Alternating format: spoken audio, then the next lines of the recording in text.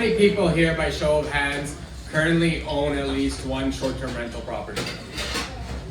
Awesome, thank you. And how many people here are planning on acquiring another short-term rental property within the next 1 to 2 years? Awesome, thank you.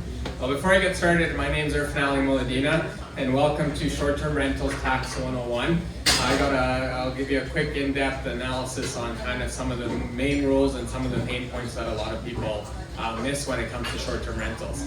But before I get started, is it okay if I just take a couple minutes to tell you a bit about my background? Awesome. So my career actually started at Deloitte. So Deloitte's one of the world's largest accounting firms. And when I was younger, I was always being much more entrepreneurial. So I ended up at this big firm and very quickly realized that this isn't for me. So I got my designation and very quickly left them and went out on my own and started up my own firm, and that was about 15 years ago.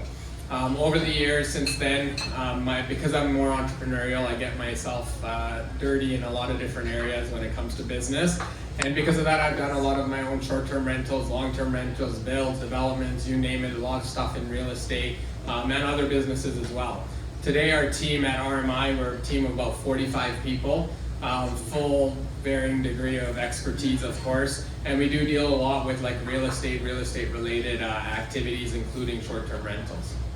So that being said,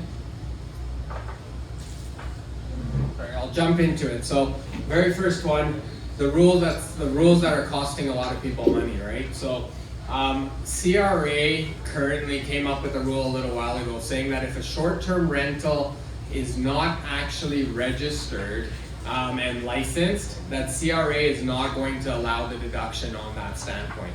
And so this is really, really important to know, because a lot of people either go and set up a short-term rental property, they do it maybe with their own principal residence, anything to that extent, and what they do forget sometimes is to actually get a business license for it, because this is a treatment of a business. And so we're seeing less and less of this now, but it's really important. If you have not gone down this step, it's very crucial you do, because the very first thing, if you're not licensed to actually run your short-term rental, CRA is going to deny all the expenses that you're actually going to try to claim to offset any income. And this becomes really important. Calgary, we're lucky Alberta hasn't put too stringent restrictions on it, but places like BC or things like that, a lot of areas are not even allowed to do short-term rentals anymore. And so if you are operating one, you're risking getting taxed at a very high rate just because you're not going to be able to claim any expenses to offset it. So a quick little example that we have here. So for instance, if your income is, let's say, $30,000, typically you might have $12,000 of expenses. We're using just an average calculation, let's say 40% tax, you'll be about $7,200 in tax. The same scenario, if you don't get those expenses, you're going to be paying $12,000 in tax, almost double. Now, a lot of this does come down to what your expenses would look like, and of course that will be the depending factor, but you can tell right away, if you cannot deduct expenses against your income, you're going to run into trouble on that standpoint, okay? So going through it, and this is the most important piece, that if you take away anything from this, make sure you've got your license for your short-term rental, because you can see at the end of the day, your license is going to be the key to actually treat this as a business and actually be able to offset a lot of your income and expenses. These are just rough calculations or rough amounts in terms of the cost to actually get a license in and around Calgary. Specifically, so it's not a huge cost, but you can see the amount of savings that you'd get if you're actually not licensed correctly. When you are getting licensed, you also of course need to keep in mind, they'll ask you for like, what's your exit plan? Are you putting up your fire escape route? Like all those little things that sometimes you might forget that you need to do, but you have to go through these steps so we can actually treat this as a business at the end of the day, okay? Now we get this question all the time. It's like, okay, well I have a short-term rental, what can I deduct? Right? And so generally I give a very broad definition and general rule of thumb saying you can deduct anything that we can justify to CRA that is an expense you need to incur in order to earn the income that you're actually earning. Now, there are some exceptions to it, but generally when you're looking at this list, like when we're talking about short-term rentals, mortgage interest, right? You can't write off your entire principal payment, but you can write off the interest, and that's one of the biggest expenses.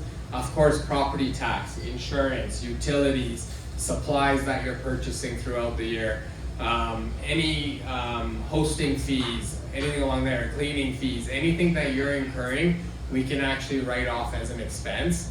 Now, sometimes that means, hey, if you're going to meet up in Toronto to learn more about Airbnb strategies, well, that conference you're going to, that event you're going to, the flight there, meals while you're there, all of that can become a deduction too. And that's where it's like, how creative can we get in terms of some of the expenses we might be incurring that we want to be able to say, okay, well, can this actually be a business expense? Am I going there for a purpose for business? Then we can start to write off a lot of those expenses as well. The one big thing that a lot of people struggle deciphering, especially if you have 1 or 2 units that you're doing short-term rental, is this rental income or is this business income, right? And that's one of the big things we got to remember is when you're doing short-term rental, you're not actually renting out your unit, you're running a business.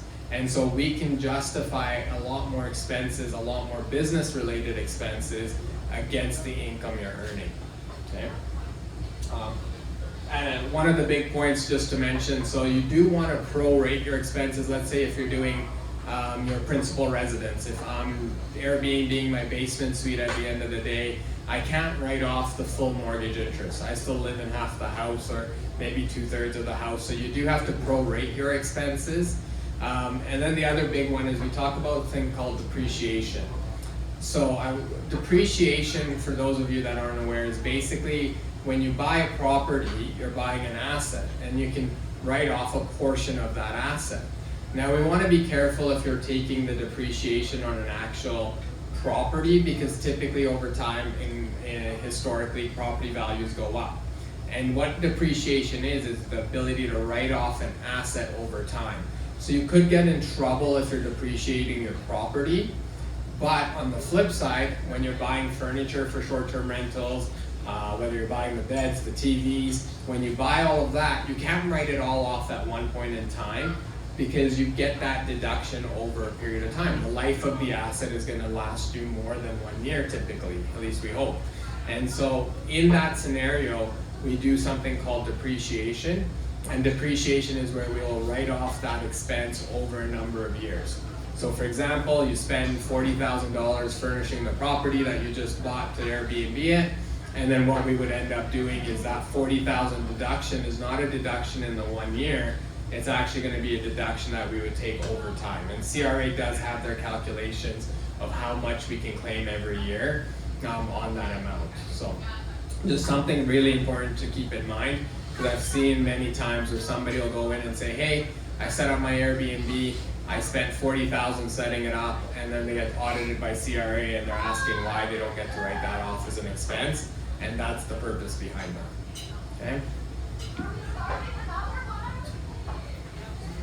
So a couple more things. So especially in Alberta here, 3 things that a lot of hosts are missing that I wanted to touch on. So first one is the tourism levy. So part of you getting licensed to actually run your Airbnb is you're going to be required to actually charge the levy. A lot of times this can be done through this through the sites and the software when you're renting it out. But if not, you got to make sure you're collecting it and remitting it directly yourself to the Alberta government.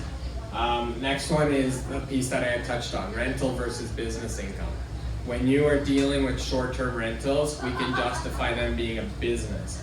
So even very small things that you get an advantage of is if this is under your personal name, we're in April, personal tax filing deadline is April 30th, but if you have a business, because it's deemed to be a sole proprietorship, you actually get an extension to file till June 15th.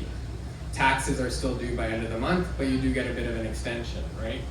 And then GST registration. So Airbnb again is short-term rentals are deemed to be no different than a hotel. Well, if I go rent out a hotel, I have to pay GST. So you need to be charging GST on your short-term rentals as well. And so GST does kick in at 30,000. You can do it earlier, but if you are over 30,000 in revenue, not profit, but pure revenue, then you need to actually be registering for GST and making sure you're charging that. Of course, when you're using like Airbnb to do the listing, they'll ask you for your registration so they can transfer the money to you. Otherwise, they'll charge the GST on your behalf and remit it directly as well. Okay.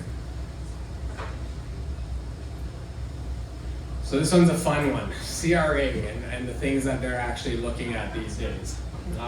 So the biggest things that they'll do is if you ever get audited, they're going to come back and say, okay, show me the income that you've been charged on the platform, that you're charging on the platform.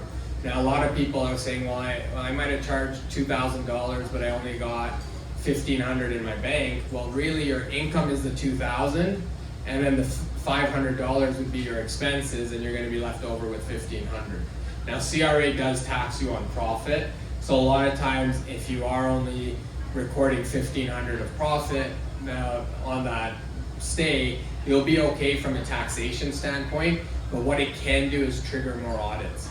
So what CRA is doing is they are targeting a lot of these hosting sites like Airbnb, and they're saying provide us the information on that side. So if they come in and say, okay, well, XYZ company or individual had rented out their units for a total of $50,000 for the year, CRA is going to be expecting to see you showing that you had made $50,000 in revenue at least. And so that mismatch can trigger things like audits and stuff from CRA. So it's always important to keep that in the back of your mind. Make sure your license number's on your listing, because if it's not, then they're going to deny all those expenses. Expense patterns, this is a big one. If you are a business that all of a sudden 1 year something goes wrong, you need to hire a lawyer and you spend $20,000 on legal fees, that's going to probably trigger an audit. So you want to make sure any of those high risk expense areas are actually being watched and tracked by yourself, because they're almost guaranteed to get audited. And when CRA audits, they're going to ask you for all your backup, send me all your receipts. So the more organized you are up front, the easier that process becomes on the back end. Tourism levy fees, we talked about that. Make sure you guys are charging that again, because if you're not, then you're not in complying with your license, and again, you can lose the ability to deduct all your expenses. Okay. And then the GST threshold. So even if you're getting close, like I said, you can register early for GST. So even if you think, hey, I might make $30,000, you have that option to actually get registered in advance, but it's not a requirement by any means. So once you pass $30,000, then it becomes a requirement for you, and that's in one fiscal year or a 12-month period. Okay. So just some of the key takeaways. Make sure you get licensed, like I mentioned.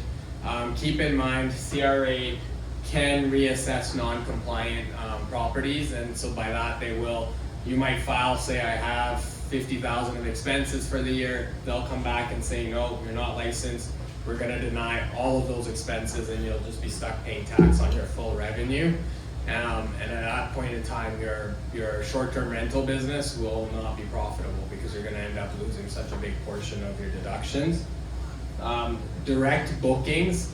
So it's really important. If you're using the sites like Airbnb, those ones are designed to be able to manage the platforms a lot of times, right? If you don't give them your GST number, they'll just pay the GST on your behalf. But if you take any direct bookings, you create your own software, you do your own management, any of those kinds of pieces, you have to be extra careful in a lot of like the tourism levy, the GST, and make sure you're following those rules. We've seen it numerous times is when people do that, their site stuff is all clean, but they're forgetting to charge GST even on a direct booking or anything like that. But you're still responsible. If you are GST registered and you don't charge the GST, CRA is going to make you pay that. So you're going to lose 5% of your income right off the bat, right? Make sure you're prorating your expenses, right? So if you're renting out your own principal residence, it becomes really important at the end of the day that you're prorating your expenses for only the business portion. And again, keep in mind, of course, about the GST. I just quickly wanted to touch on using a corporation. So I do get this question a lot, is saying, okay, well, I want to do short-term rentals. Should I have my property in a corporation, or should I own it personally, right? And the question, as of course money accountants will tell you, is it depends. And so the big things are is if you do use a corporation, some of the advantages you have is the ability to save some taxes if you do it properly. So in Alberta, our corporate small business tax rates is only 11% on your first $500,000 of income. If you compare that to our personal rates sometimes are 35, 40%, it gets as high as 48 in Alberta. And so you can see by keeping money in your corporate structure, reinvesting it, then you end up getting to take advantage of the small business rates. And this is really important when we're talking short-term rental, because short-term rental is actually seen as active income. And so that's no different than the pub here or anybody running any business. It's active income, and that's where you get a lot of your tax benefits. If you did a rental, long-term rental on your property and you had it in a corporation,